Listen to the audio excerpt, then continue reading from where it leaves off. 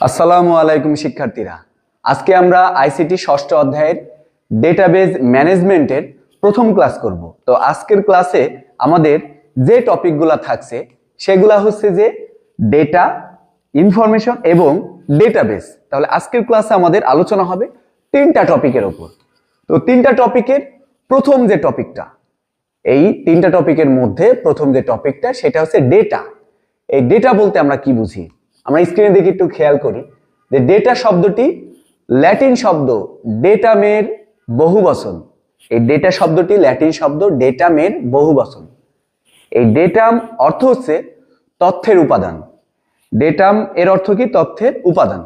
আমরা যদি ডেটার সংজ্ঞা যদি দেখি, তথ্যের ক্ষুদ্রতম এককে, কোন তথ্যের ক্ষুদ্রতম এককে ডেটা, বাংলাতে এটাকে বলা হয় উপাত্ত। সাপোজ ধরো যে একটা টেবিলের একটি তথ্য দেওয়া আছে, একটা টেবিলের কিছু তথ্য দেওয়া আছে। সেই তথ্য হচ্ছে যে ধরো একটা টেবিলের তথ্য দেওয়া আছে নেম, এরপরে জিপিএ, দেন 2, এরপরে রোল, দেন যে কোনো একটা নাম, এই যে ধরি একটা নাম রিশান। এখন এখানে যে কিছু তথ্য, এটা একটা টেবিলের একটা তথ্য, তার মানে ওই টেবিলের ক্ষুদ্রতম যে একক, ক্ষুদ্রতম যে অংশ, সেইটা হচ্ছে ডেটা। এরপরে আমরা জানবো ইনফরমেশন। ইনফরমেশনটা যদি আমরা একটু ক্লিয়ার হই তাহলে কিন্তু আমরা ডেটাও ভালোভাবে বুঝতে পারবো। তো ইনফরমেশন বলতে আমরা কি বুঝি? ডেটা প্রক্রিয়াকরণ করার পর যে ফলাফল পাওয়া যায়, অর্থাৎ ডেটা প্রসেসিং করলে যে আউটপুটটা পাওয়া যায় সেইটাই কিন্তু ইনফরমেশন। আমরা একটু খেয়াল করি সংজ্ঞাটা, যে ডেটা প্রক্রিয়াকরণের পর যে ফলাফল পাওয়া যায় তাকে তথ্য বা ইনফরমেশন বলে। যেমন এখানে একটা ডেটা, এটাকে আমরা প্রসেসিং করলাম, দেন আমরা ইনফরমেশন পাবো। ইতিপূর্বে আমরা একটা টেবিল লিখেছিলাম, টেবিলটা আমরা ওখানে লিখেছিলাম নেম, আমি কিছু এলোমেলো ভাবে তথ্যটা লিখছি। ধরো 5, এরপরে রোল, দেন আমরা একটা রোল এখানে ধরি, জিপিএ, এবং একটা নাম কল্পনা করি। এই তথ্যগুলো কিন্তু আগে ছিল ডেটা, এবার এটা কিন্তু প্রত্যেকটা একটা ডেটা। এটা যদি আমরা একটু অ্যারেঞ্জ করি, এটা যদি প্রসেসিং করে যদি একটা টেবিলের মধ্যে যদি এগুলা সাজাই, ধরো এখানে আমরা দিলাম নেম, এরপরে রোল, এবং আরেকটা ঘর করলাম আমরা জিপিএ। দেন এইগুলো যদি আমরা সাজাই, যে নেমের এখানে আমরা রিশান এটা উল্লেখ করলাম, নেম যেটা ছিল, আমরা রোলের এখানে 0 to এটা উল্লেখ করলাম, এবং আমরা জিপিএর এখানে 5 উল্লেখ করলাম। এখন এই যে এইটা কিন্তু ছিল একটা ডেটা, এগুলা ছিল কিন্তু একটা উপাত্ত। এই উপাত্তকে আমরা প্রসেস করে এখানে একটু সাজানোর পর এখানে কিন্তু আমরা সঠিকভাবে একটা গোছানো, এবং এখান থেকে আমরা কিন্তু ক্লিয়ার হতে পারছি যে এটা একটা কোনো নির্দিষ্ট একটা ব্যক্তি। এই যে রিশানের ইনফরমেশন এখানে দেওয়া, এর যে তথ্য এখানে দেওয়া, তার মানে আমরা বুঝলাম যে কোনো ডেটাকে প্রসেস করলে যেটা পাওয়া যায় সেটাই কিন্তু ইনফরমেশন। দেন এই ডেটা এবং ইনফরমেশনের মধ্যে পার্থক্য দেখেন, যে কোনো ঘটনা বা যে কোনো আইটেম, এটা কিন্তু একটা ডেটা। আর এই ডেটাকে অর্থবহ করা, মানুষকে বোঝানো, এই অর্থবহ ফলাফলটা হচ্ছে কিন্তু তথ্য। এরপরে ডেটা হচ্ছে একক ধারণা, এটা যে কোনো বিষয় সম্পর্কে একটি নির্ধারিত একটা একক ধারণা, কিন্তু তথ্য কিন্তু অনেকগুলো বিষয়ের একটি সমন্বিত ধারণা। ডেটা হচ্ছে উৎস, এটা যে কোনো একটা সোর্স, আর এই তথ্য হচ্ছে কিন্তু ফলাফল।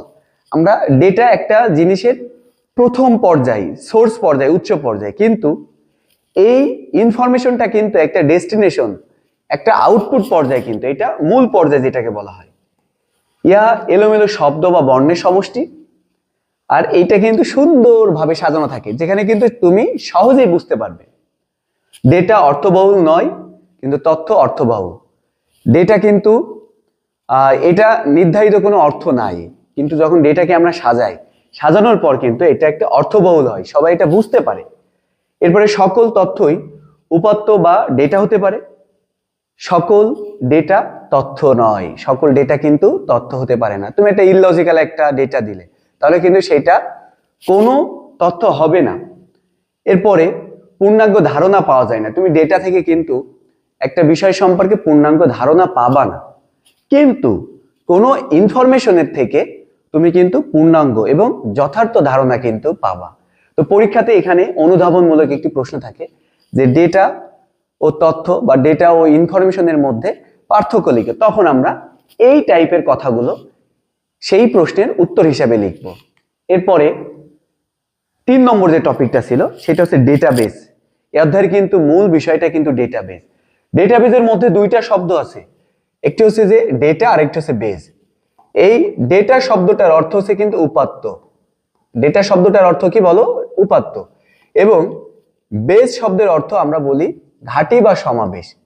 এটা ঘাঁটি বা সমাবেশ। তাহলে ডেটাবেস বলতে আমরা বুঝি যে ডেটা শব্দের অর্থ হচ্ছে যে কি উপাত্ত, আর বেস শব্দের অর্থ ঘাঁটি বা সমাবেশ, পরস্পর সম্পর্কযুক্ত এক বা একাধিক ডেটা টেবিল বা ফাইলের সমষ্টিকে ডেটাবেস বলে। এরপরে আমরা জানবো ডেটাবেস ব্যবহারের সুবিধাসমূহ। এরপর আমরা জানবো ডেটাবেস ব্যবহারের সুবিধাসমূহ। দেখো ডেটাবেস ব্যবহার করলে কি কি সুবিধা আছে। এটা হচ্ছে সফটওয়্যার ব্যবহার করে সহজে ডেটা সংরক্ষণ করা যায়। যে কোনো সফটওয়্যার ব্যবহার করে ডেটা এখানে স্টোর করা যায়, সেভ করে রাখা যায়। এরপর ডেটা সংশোধন, পরিবর্তন এবং বিভিন্নভাবে সাজানো যায়। কোনো ডেটা যদি তুমি ভুল ইনপুট দাও সেটা কিন্তু সংশোধন করা যায় এবং সেটা আপডেট করা যায়, এবং কি এটা বিভিন্নভাবে তুমি অ্যারেঞ্জ করে সেখানে রাখতে পারবে। অপ্রয়োজনীয় বা অতিরিক্ত ডেটা ডিলিট করা যায়। এখানে যদি তুমি অপ্রয়োজনীয় বা কোনো এক্সট্রা ডেটা রাখো তাহলে সেটা কিন্তু প্রয়োজনে তুমি ডিলিট করতে পারবা। সংরক্ষিত ডেটাকে পরবর্তীতে আপডেট করতে পারবা। এরপরে ডেটাবেজের তথ্যসমূহ প্রয়োজনে বড় থেকে ছোট এবং ছোট থেকে বড় করা যায়। এরপরে ডেটা বিন্যাসে অল্প সময় লাগে এবং ভুল হওয়ার সম্ভাবনা কম থাকে। এখানে তুমি কোনো ডেটাকে যদি বিন্যাস করতে চাও, ভাগ করে লিখতে চাও, তাহলে এখানে সময় কম লাগে এবং ভুল হওয়ার সম্ভাবনা কম থাকে।